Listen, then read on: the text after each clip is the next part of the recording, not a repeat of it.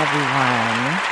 Hopefully your day off, which is, I call it Indigenous Peoples Day, Italian American Heritage Day.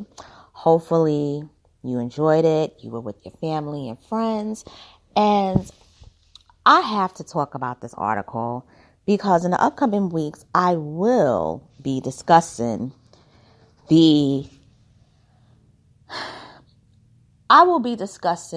Whitney Houston, okay?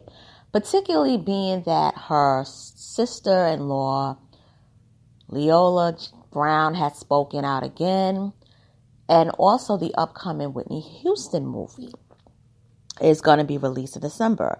And even though I won't be really supporting it, I think I'm actually going to see it, but I'm going to try to get discounted tickets though. But I have to see it to do a review so I can pick it apart.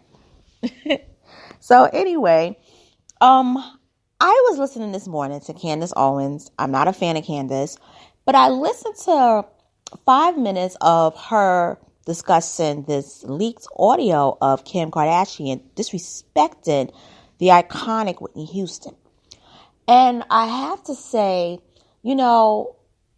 I dislike Candace for the things that she do in terms of how she's pandering to a particular group that is dangerous.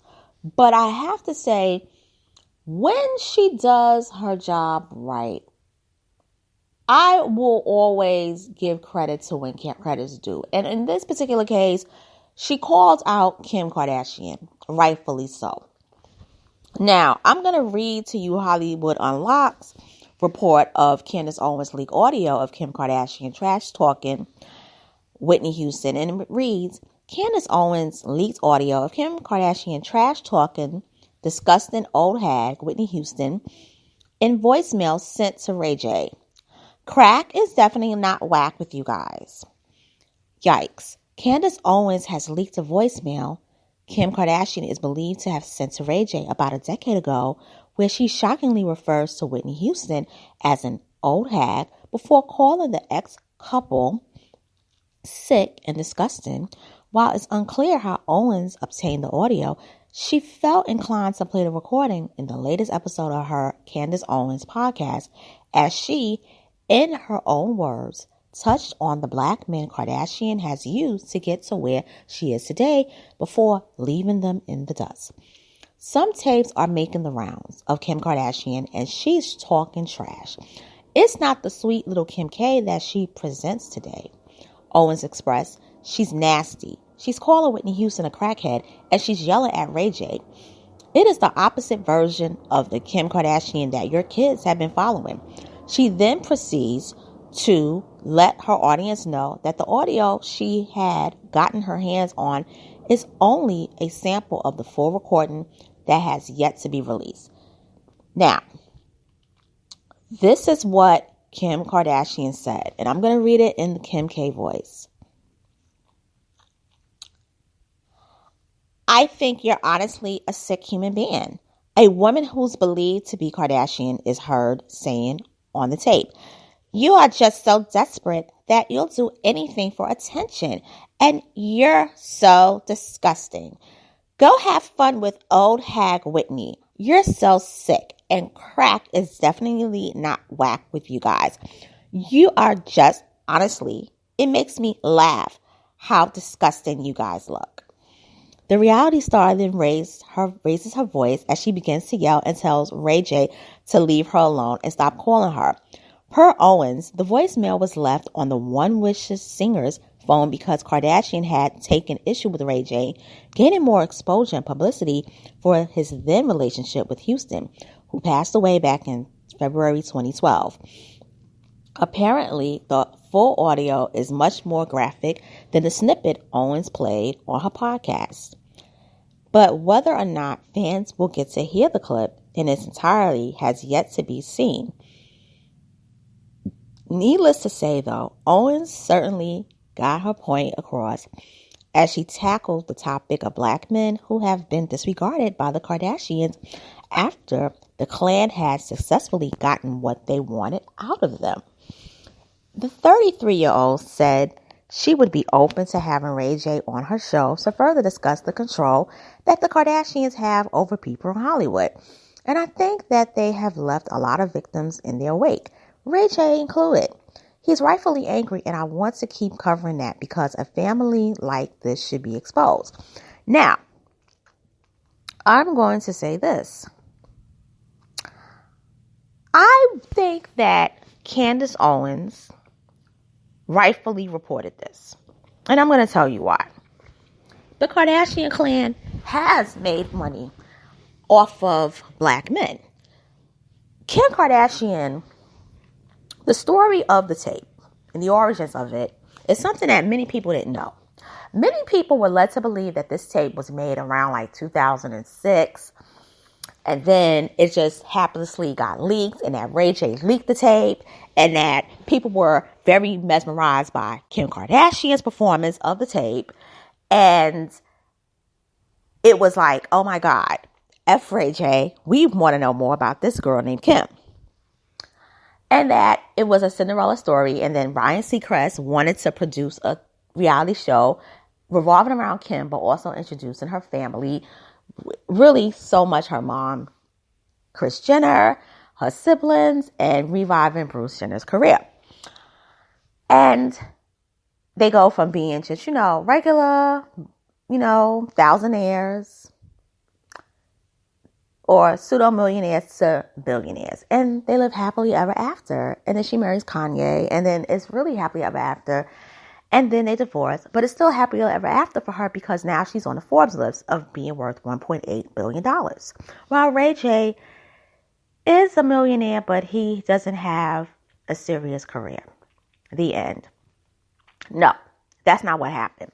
This is what actually happened. Around 2004, Kim Kardashian was working for the Norwoods, i.e., Sonia and her mother. And she was a closet organizer and a stylist, and she would personally shop for the family.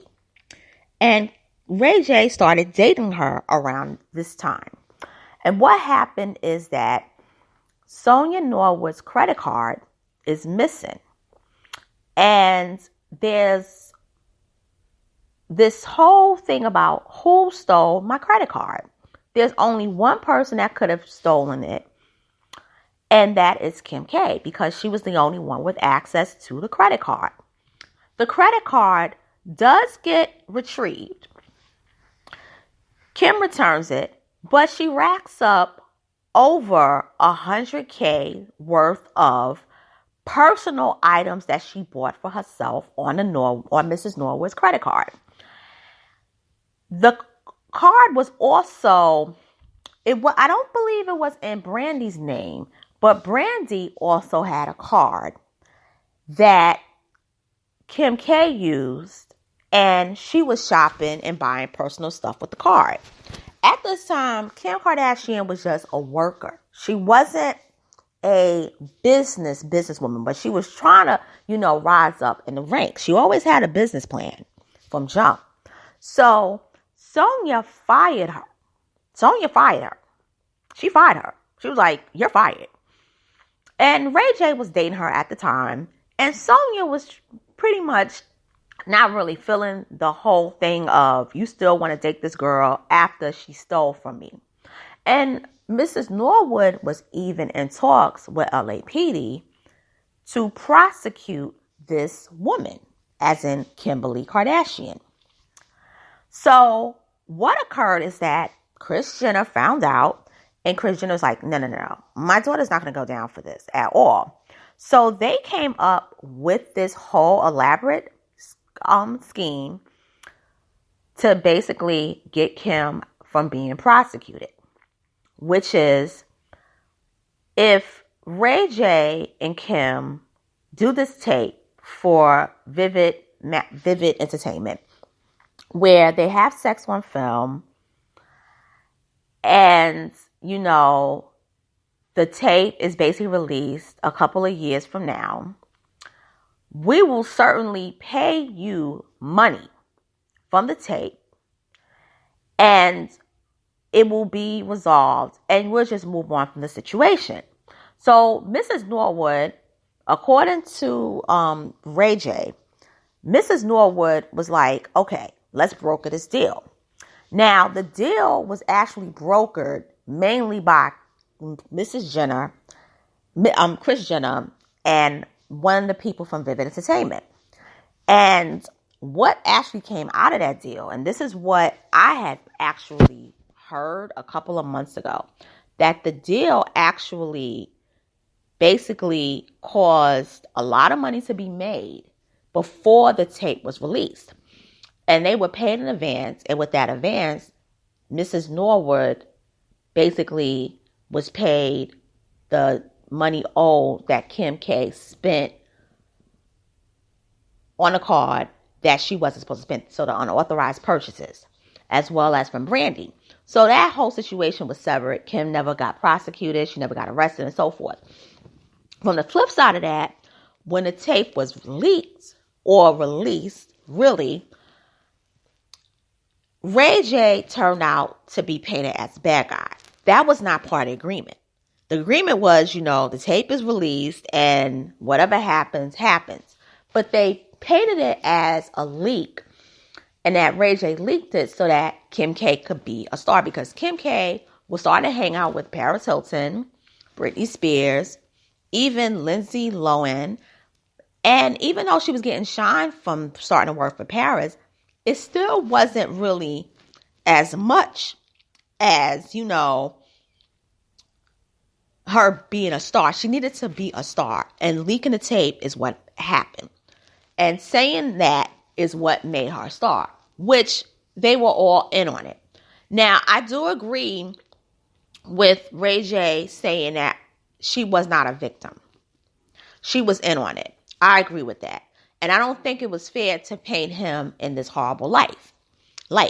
But let's go into the audio of this. RayJ, I don't like RayJ. And I'm going to tell you why. RayJ, for many people that don't know, RayJ was a supplier for Whitney Houston. And this is what Leola Brown has said, which is why in the upcoming weeks, I'm going to talk about the last couple of years of Whitney Houston. And I'm going to speak about her untimely passing and the things that came about after that. Because of the revival of this movie that's coming out, she's being revived again. And RayJ played a huge role in her demise, not Kim K. Matter of fact, in that audio, she basically says, it's not right, but it's okay. I'm going to make it anyway without you, RayJ, because you are nasty and you're horrible. You two deserve each other. And for you guys, crack is definitely not whack. What she was implying was simply, you guys are doing drugs together. And it had been implied years ago that RayJ would get high with Whitney. Not necessarily with, the substance of CC, with rocks, but also with cocaine. He was her supplier. Miss Leola Brown, a decade ago, has said that everyone in Hollywood knew that RayJ was a drug dealer for the stars. And that when Whitney Houston had moved out to California, now I know of this. I'm from the Northeast. I'm from the East Coast. Whitney Houston was sent to live out to LA because the LA dealers don't talk, unlike the dealers from New York, New Jersey. Her business was out too much. Then when they moved to Atlanta, the Atlanta dealers was telling the business about what was going on in the Houston home. So they moved her out to LA so that if she happened to basically take substances, it would be she would get her supply from people who work within Hollywood. And there are many dealers out in Hollywood. And it has been spoken that one of the dealers was RayJ. And that he became a dealer not because he wanted to, but because he needed a job, because nobody took his career serious as a singer. And as an actor, he couldn't get gigs. Even though One Wish was a big hit, in between that, he had dull moments in his career. Now, he becomes Whitney's dealer, and they end up having sex. It was never a relationship. It was just a mental relationship to basically get Whitney hooked and dependent. And that's a whole nother thing that will be discussed later on. RayJ was never Whitney's boyfriend at all. But Kim was upset because he happened to be with someone who was an icon, and she was trying to obtain iconic status. Now, I agree with with Kim calling RayJ disgusting, because you're with somebody who, let's keep it real, if Whitney was not a singer or an icon, everybody would think that what RayJ did was wrong and foul. But we gave Whitney a pass because we love her and she was an icon and she was excellent at what she did. But he was taking advantage of her because she was not in her best moment. And that's what Kim was really subtly applying. It wasn't like, I hate Whitney, but it's like you're with an old crackhead, and RayJ, come on. It's not a good look. You could kind of do a little bit better, and you're basically slumming yourself for attention because you're willing to do anything to be famous. Now, yes, that's like the pot calling the kettle black, because Kim did the same thing. But the difference is Kim was doing a tape to basically get her ass out of trouble going to jail for stealing. But also because I want to be famous. But Kim wasn't slumming. You understand with RayJ? With RayJ and the whole Whitney thing and the intention of saying I'm Whitney's boyfriend, it was a form of slumming, because if RayJ had other options, he wouldn't have did that with Whitney. Let's understand the context of it. Now I'm going to end this with here. I feel that RayJ leaked the tape and leaked the audio of the voicemail to Kanye, and that Kanye leaked it to Candace. It just didn't fall in Candace's lap. Candace is capping, and that's cool. But RayJ leaked it, and RayJ's conscience is beating him down, because the same thing that's happening to RayJ is what actually happened to Wendy Williams. And I'm going to talk about that connection. Everyone who talked bad about Whitney Houston, and everyone who happened to be at that party when Whitney Houston passed away, is getting their karma, okay? Everyone who took part in Whitney's demise and profited off of it, going back to 2003, is getting it. That is why Wendy lost her mind, because she made money profiting and became big because of that interview with Whitney. RayJ, his mind is going because the consciousness of what he did to Whitney is coming to haunt him.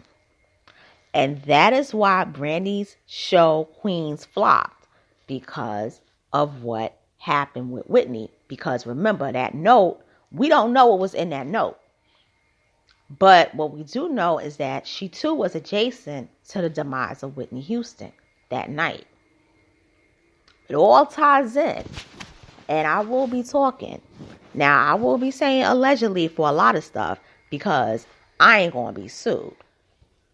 But what I will say, and I ain't going to lose my channel, but when I mean the demise, according to Miss Leola Brown and other people there, and people who was there that night, and from there, eye-opening, accounts, RayJ was one of those people that was coming around Whitney, supplying her things and doing stuff to this woman.